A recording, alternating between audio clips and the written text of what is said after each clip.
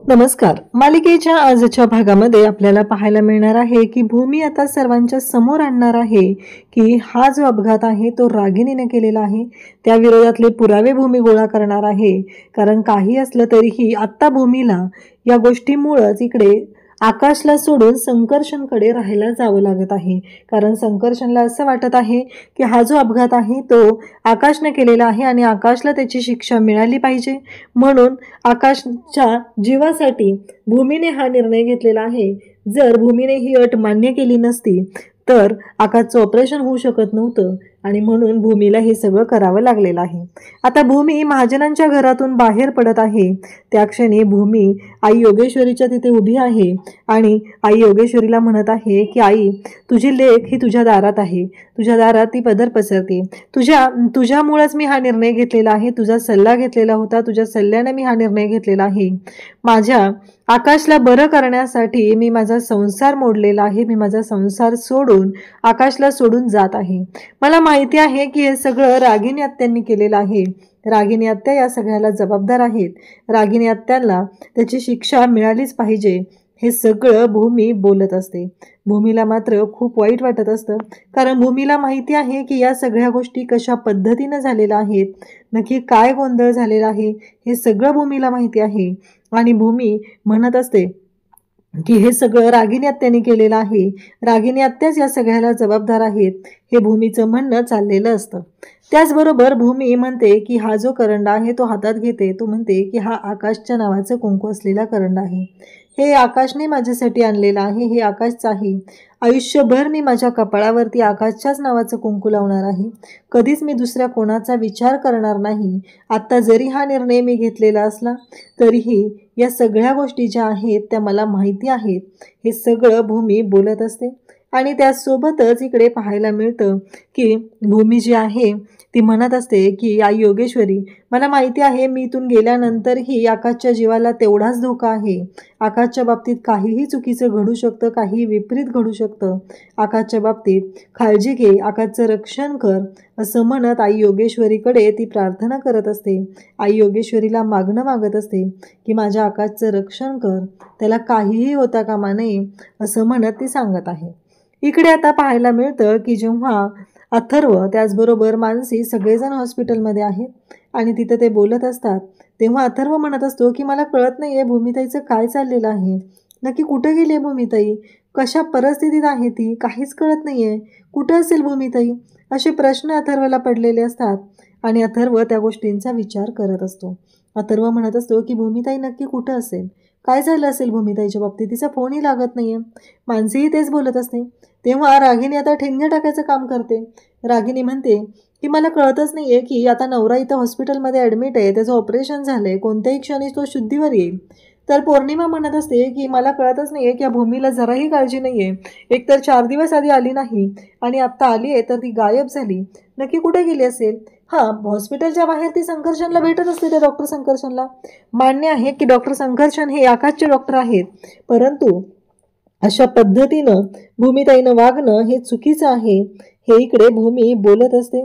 भूमीचं म्हणणं आहे की नाही, आकाशच्या बाबतीत जे काही घडत आहे या सगळ्याला जबाबदार इकडे रागिणी आहे हे भूमीला माहिती आहे. भूमी आता घरातून पाऊल बाहेर टाकत आहे. भूमीला खरं तर घरातून बाहेर पडणं खूप त्रासदायक ठरत आहे. भूमीसाठी हा खूप मोठा धक्का असतो. भूमीला कळत नाही आहे की या सगळ्यातून मार्ग कसा काढायचा आहे. भूमी आता शेवटी उंबरठ्याच्या बाहेर पाऊल टाकते. ती म्हणत असते की हे माझं घर आहे, माझं आणि आकाशचं घर आहे. मला हा निर्णय घ्यावा लागलेला आहे. मला हा चुकीच्या परिस्थितीमध्ये हा निर्णय घ्यावा लागलेला आहे, असं भूमी बोलत असते. भूमीचं म्हणणं असतं की नाही, काही असलं तरीही आत्ता सध्याच्या घडीला मला हा निर्णय आकाशसाठी घ्यावा लागलेला आहे. मी हा शब्द आकाशसाठी दिलेला आहे, आकाशच्या जीवासाठी दिलेला आहे. अथर्व पुन्हा पुन्हा भूमीला फोन लावत असतो, पण भूमीचा फोन बंद असतो. कारण भूमीच्या डोक्यात एकच विचार चालू आहे की कोणत्या तोंडाने मी सगळ्यांना उत्तर देऊ. एकतर या संकर्षणने मला अट घातलेली आहे की मी जो काही निर्णय घेतलेला असेल तो मी घरातल्या कोणालाही सांगायचा नाही. आणि आत्ता जर मी ते काही सांगितलं तर ते चुकीचं ठरेल. कारण आकाशचं ऑपरेशन झालेलं आहे, आकाशचं ऑपरेशन सक्सेस झालेलं आहे. आणि मग भूमी या गोष्टींचा विचार करत असते. तेव्हा मात्र भूमीला खूप वाईट वाटत असतं. भूमी म्हणत असते की नाही, ही जी बाई आहे हिला मी सोडणार नाही. या सगळ्या गोष्टीतले पुरावे तर भूमीला शोधायचेच आहेत.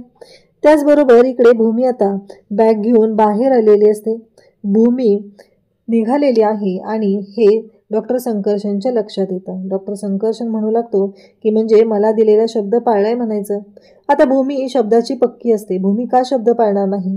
जर आकाशचा जीव वाचवलेलाच आहे तर भूमीला तो शब्द पाळणंही तेवढंच गरजेचं आहे.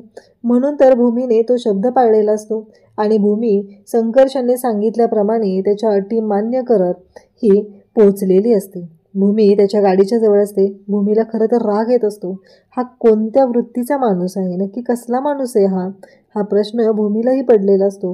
भूमी म्हणत असते ना, मला कळतच नाही अशा माणसांची, पण ही माणसं पण असतात का अशा पद्धतीची, असा भूमी विचार करते. इकडे आता मानसी, त्याचबरोबर पौर्णिमा आणि त्याचबरोबर रागिनी तिघेही घरी आलेले असतात.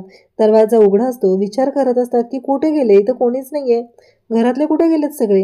हा प्रश्न त्यांना पडलेला असतो आणि त्यासोबतच त्या दोघी सुद्धा त्या बाबतीत विचार करत असतात. तेव्हा इकडे रागिनी म्हणते की मानसी, किचनमध्ये वगैरे बघून ये बरं, तिथं आहे का ती? तिथं शोध घेतला पाहिजे आपल्याला. नक्की काय झालेलं आहे ते कळलं पाहिजे. भूमी कुठं गेली आहे? आपल्याला काहीच अर्थ लागत नाहीये भूमीच्या बाबतीत, असं ती बोलत आहे. आणि त्याचबरोबर भूमी नक्की कुठे असेल, कशा परिस्थितीत असेल, हा विचार ती करत आहे. खरं तर हे सगळं तिचं नाटक आहे. तिला असं काहीही वाटत नाहीये, कारण तिला माहिती आहे की ऑपरेशन झालं की भूमीने संकर्षणकडे राहायला जायचं आहे. ही अट घातलेली आहे. ती अट रागिणीला माहिती आहे आणि भूमी तिकडेच गेलेली असणार याची खात्री असते. आणि मग रागिणी जी आहे ती आकाशच्या रूममध्ये येते. म्हणजे मानसीला तिने किचनमध्ये जायला सांगितलं, पौर्णिमाला बाहेर शोधायला सांगितलं, स्वतः मात्र आकाश भूमीच्या रूममध्ये येते आणि ती म्हणते चला, हीच तर संधी मला मिळालेली आहे, काही सापडतंय का बघूया. असंही भूमी नाहीये आणि इथं बाकी कोणी येणार असेल तर त्यांना वेळ लागेल, असं म्हणत तिने दरवाजा बंद करून घेतलेला असतो. आणि दरवाजा बंद करून तिची शोधाशोध ही सुरू झालेली असते आणि ती शोध घेत असते. नक्की काही सापडतंय का हे तिला पाहायचं असतं. तर रागिनी जी आहे ती आता शोध घेते, कपाटामध्ये जाते, पाहते तर काय, तिला ना तिथे काहीच नाही दिसत. म्हणजे तिथं भूमीचे कपडेच नसतात कपाटात. मग मात्र धक्का बसतो की हे सगळं काय आहे? भूमीचे कपडे कुठे गेले इथले कपाटातले? मग ती पाहते, ती म्हणते अरे, क्षितिजाचे पण कपडे इथं नाही आहेत, ते कुठे गेले? हे सगळं शोधत ती असते. ती म्हणत असते म्हणजे भूमी घर सोडून गेली. मग आता तिथे बाकीचे छोटे कबर्ड असतात, त्याच्यामध्ये ती शोधाशोध करू लागते. नक्की इथे काही सापडतंय का हे तिला पाहायचं असतं. आणि मग तिने बेडवरची उशी उचलते आणि नेमकं त्या उशीच्या खाली भूमीने डिवोर्स पेपर ठेवलेले असतात. आणि ते डिवोर्स पेपर रागिनी आहे ती हातात घेते आणि पाहू लागते. खरं तर रागिनीला गरजच नव्हती आकाशच्या रूममध्ये येऊन तिने झडती घेण्याची, शोधाशोध करण्याची.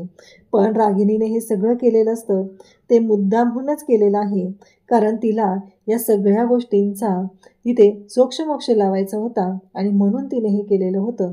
आणि आत्ताही तिने शोध घेतल्यानंतर पाहते तर काय, तिथं डिवोर्स पेपर तिला मिळतात.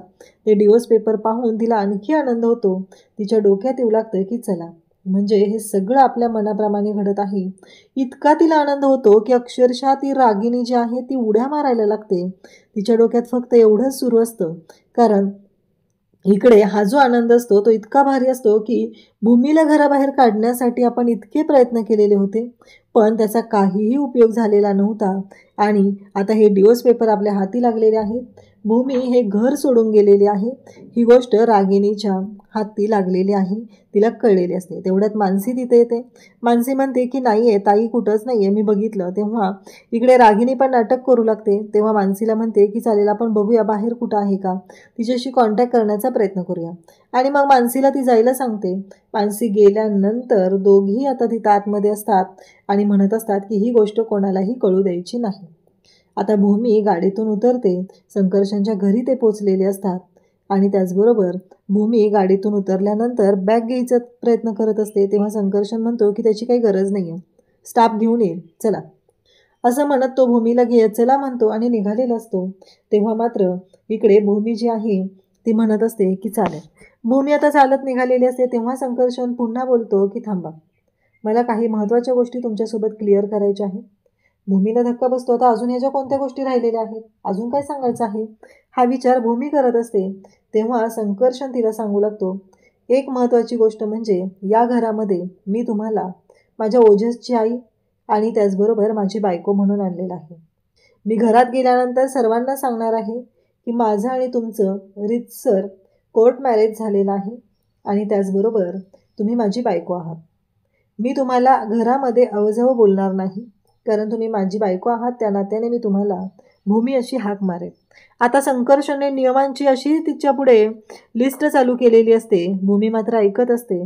त्यानंतर संकर्षण पुढची गोष्ट सांगतो की तुम्ही ओजसची आई असणार आहात आणि हे सगळं मी माझ्या ओजससाठी करत आहे. आणि आणखी महत्त्वाची गोष्ट म्हणजे आपल्याला बेडरूम शेअर करावी लागणार आहे. आपण दोघं एका बेडरूममध्ये राहणार आहोत. आणि ही गोष्ट ऐकल्यानंतर भूमीची तळपायाची आग मस्तकात जाते. इकडे पाहायला मिळतं की आता अथर्व पावाट बघत असतो. मानसी आल्याला सांगते की भूमीताई घरीही नाही आहे. भूमीताई कुठं गेले ना मला कळत नाही आहे असं सांगितल्याबरोबर इकडे अथर्व म्हणतो, काय मला ना आता कळायचंच बंद झाले. हे भूमिताईचं काय चाललंय नक्की? आकाश कोणत्याही क्षणी शुद्धीवर येईल आणि आकाश शुद्धीवर आला की तो एकच प्रश्न आपल्याला विचारणार आहे आणि तो म्हणजे की भूमिताई कुठं आहे. आणि जर भूमिताई आकाशच्या समोर नसेल तर खूप अवघड होणार आहे असं अथर्व सांगत असतो. तेव्हा मानसी म्हणत असते, मला ना काहीच कळत नाही आहे की भूमी कुठं आहे, काय झालंय नक्की, भूमिताई कुठं गेले, मला कोणत्याच गोष्टींचा अंदाजच लागत नाही आहे असं मानसी सांगत असते. तेव्हा अथर्व म्हणत असतो की काय चाललंय, मला ना आता कळतच नाही आहे की भूमिताईचा ना कहर झालेला आहे. अशा पद्धतीने भूमिताई वागेल ना असं मी कधी विचारच केला नव्हता असं अथर्व म्हणत चिडलेला असतो. आणि त्या चिडलेल्या त्या रागामध्ये आणखी भर टाकायचं काम करत असते ती म्हणजे पौर्णिमा. पौर्णिमा म्हणत असते की ती डॉक्टर संकर्षणला भेटायला जात होती आणि बाहेर भेटत होती. महाजनांच्या मोठ्या सुनेने असं बाहेर भेटणं योग्य आहे का? तिच्याबद्दल काहीही बोललं जाऊ शकतं. हे बोलणं सुरू झालेलं असतं. आणि तेव्हा मात्र इकडे मानसी म्हणत असते की आता ना माझं डोकं फुटायची वेळ आलेली आहे. नक्की भूमिताईच्या बाबतीत काय झालेलं असेल, भूमिताई कुठं असेल आणि त्याचबरोबर भूमिताई नक्की कशा परिस्थितीत असेल, हे सगळं बोलणं मानसी म्हणत असते की मला कळत नाही आहे की या सगळ्याचा मार्ग कसा काढायचा आहे, काय करायचं आहे, मला ना सुचेना गेलं असं मानसीचं म्हणणं आहे. त्यासोबतच इकडे पाहायला मिळतं की अथर्व म्हणत असतो की ठीक आहे, आता बघूया काय करायचं आहे ते. भूमिताईच्या बाबतीत काय झालेलं आहे आपल्याला काहीच कल्पना नाही आहे, कशा पद्धतीने गोष्टी घडलेल्या आहेत तेच कळत नाही आहे. इकडे रागिनी म्हणत असते की भूमीला आपण बघूया ती कुठं आहे, काय झालंय, नंतर त्याचा विचार करूया. हा विचार इकडे रागिनीच्या डोक्यात आलेला असतो. इकडे बोलत असते ती म्हणजे पौर्णिमा. ह्या भूमीला ना अक्कलच नाही आहे. एवढा नवरा इथे ऑपरेशन झालेला आहे, ते कोणत्याही क्षणी शुद्धीवर येऊ शकतो आणि ही भूमी मात्र इथून गायब झालेली आहे. हे सगळं आता लक्षात आलेलं असतं. त्याचबरोबर रागिनी मात्र म्हणत असते की आता पुढे काय करायचं आहे.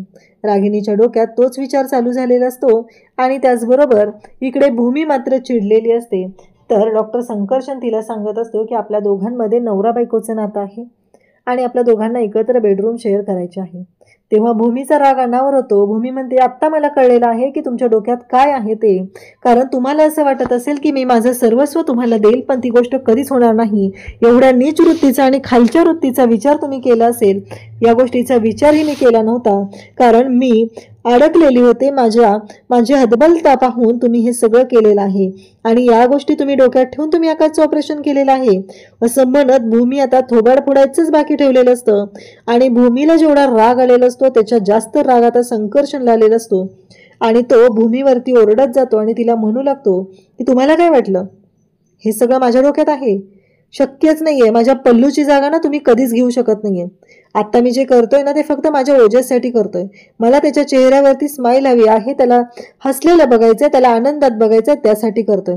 आणि तुमच्याकडे ना बघायचीही मला इच्छा होत नाहीये, तुमची ती लायकीही नाहीये. माझ्या पल्लूची बरोबरी तुम्ही कधीच करू शकत नाही. हे सगळं आता बोलणं सुरू झालेलं असतं आणि तो बोलत असतो. डायरेक्ट भूमीला तोंडावरती सांगत असतो की नाही, मला तुमच्यामध्ये काडीचाही इंटरेस्ट नाही, मला तुमच्याबद्दल काहीही वाटत नाही असं सगळं बोलणं सुरू असतं. कारण त्याच्या मनात जे आहे ते त्यांनी स्पष्ट केलेलं असतं. जरी मी आता तुमच्या पुढे अटी ठेवल्या असल्या, या गोष्टी मी तुमच्यासमोर मांडल्या असल्या, तरीही माझ्या डोक्यात तुमच्याबद्दल काहीही नाही हे स्पष्टपणे सांगितलेलं असतं. तेव्हा मात्र भूमी त्याच्याकडे पाहत असते आणि त्याचबरोबर इकडे संकर्षणचा राग अनावर झालेला असतो. तो म्हणत असतो की बस, आता ना मी सहनच करू शकत नाहीये, तुमचं हे जे काही वागणं चाललेलं आहे ना, ती गोष्ट मी सहनच करणार नाही, असं बोलणं तिचं चाललेलं असतं. तेव्हा संकर्षणही तेवढा चिडतो आणि तो म्हणतो की हे सगळं मी जे काही करतोय ना, ते फक्त आणि फक्त माझ्या मुलासाठी करत आहे आणि त्याचबरोबर माझ्या मुलाच्या चेहऱ्यावरती मला आनंद बघायचा आहे, त्यासाठी करत आहे. अन्यथा मला तुमच्यामध्ये काडीचाही इंटरेस्ट नाही आहे. तुमच्याबरोबर बोलायचीच काय, तुमच्याकडे पाहायचीही मला इच्छा होत नाही आहे, ती तुमची लायकीही नाही. अशा पद्धतीने संकर्षण बोलत असतो आणि भूमी त्याच्याकडे पाहत असते. तर प्रेक्षकांना उद्याच्या भागात आपल्याला पाहायला मिळणार आहे की आकाश हा शुद्धीवर आलेला आहे आणि शुद्धीवर आल्यापासून आकाश फक्त भूमी भूमी एवढंच बोलत आहे. आणि आता यांना सगळ्यांना मात्र टेन्शन आलेलं आहे की आता भूमी तर इथं नाहीये आणि आकाश भूमीची आठवण काढत आहे. भूमी नक्की कुठे गेली म्हणून सांगायचं, कारण क्षितिजा पण नाही आणि भूमी पण नाहीये. आकाश शुद्धीवर आल्यानंतर पहिलं त्यांचंच नाव घेणार आहे, ही गोष्ट सगळ्यांनाच माहिती होती, ही गोष्ट भूमीलाही माहिती होती. पण भूमीने जो निर्णय घेतलेला आहे तो फक्त आणि फक्त आकाशच्या जीवासाठी घेतलेला असतो. डॉक्टर सगळेजण तिथं असतात आणि इकडे आकाश एकच बोलत असतो की भूमी कुठे आहे, मला भूमीला भेटायचं आहे, भूमीला बोलवा. मग इकडे रागिनीने तर आता ते डिवोर्स पेपर स्वतःच्या ताब्यात घेतलेले आहेत आणि तिने एकच गोष्ट ठरवलेली आहे, ती म्हणजे की ते डिवोर्स पेपर योग्य वेळ आली, आकाश शुद्धीवर आला, योग्य वेळ आली की त्या डिवोर्स पेपरचा बॉम्ब फोडायचा आहे आणि हे आपल्याकडे आहे हे अथर्व आणि मानसी या दोघांनाही कळू द्यायचं नाही. नक्की भूमी कुठं गेलेली आहे, ती कुठं जाते, काय करते, या कुठल्याही बाबतीत आपण कळू द्यायचं नाही, हे सगळं यांनी ठरवलेलं असतं आणि त्याच पद्धतीनं त्यांच्या डोक्यातले विचार सुरू असतात. आकाश मात्र इकडे भूमीच्या नावाने तिथे दोसरा काढत असतो. तो म्हणत असतो की मला भूमीलाच भेटायचं आहे, भूमी कुठं आहे, भूमी कुठं आहे, एवढंच त्याचं चाललेलं असतं. परंतु भूमीच्या बाबतीत काहीही आकाशला अजून समजत नाही. डॉक्टर तिथे असतात, नर्स तिथं असतात, अथर्व मानसी सर्वजण तिथं असतात. आकाश शेवटी म्हणतो की मला भूमीला पाहायचंय, भूमीला व्हिडिओ कॉल कर, मला भूमीला पाहायचं आहे, एवढंच डोक्यात सुरू आहे. भूमीला पाहिल्याशिवाय मी शांत राहणार नाही, असं या दोघांचंही बोलणं सुरू आहे. इकडे आता संकर्षण भूमीला घेऊन दारात आलेला आहे आणि दरवाजा उघडते ती म्हणजे पल्लवीची आई. ती म्हणते की या कोण आहेत. तेव्हा संकर्षण म्हणतो की ओजसची दुसरी आई आणि माझी लग्नाची बायको, मी हिच्याशी लग्न केलेलं आहे, रीतसर कोर्ट मॅरेज केलेलं आहे आणि त्यानंतर हिला घेऊन आलेलो आहे. अशा भाषेमध्ये जेव्हा सांगितलं जातं तेव्हा मात्र इकडे संकर्षणच्या पुढे उभी असलेली पल्लवीची आई तिला धक्काच बसतो, कारण हा माणूस काय बोलतोय, नक्की काय आहे याच्या डोक्यात, ह्या गोष्टींचा विचार ती करत असते. पण तिला मात्र काहीच समजत नसतं. इकडे आकाशचं फक्त एकच सुरू आहे की मला कळलं पाहिजे की भूमी कुठं आहे आणि भूमी कधी येणार आहे, भूमीला व्हिडिओ कॉल तरी कर. शेवटी रागिनी म्हणते की अरे आकाश, भूमी जी आहे ना ती देवाला गेलेली आहे, तिकडे अंबेजोगाईला गेलेली आहे, आकाशला ती सांगत आहे. परंतु आकाश मात्र ऐकायलाच तयार नाहीये. आकाश मात्र एवढंच म्हणत आहे की मला भूमीला पाहायचं आहे. अशाच अपडेटसाठी चॅनलशी कनेक्ट राहा. थँक्यू.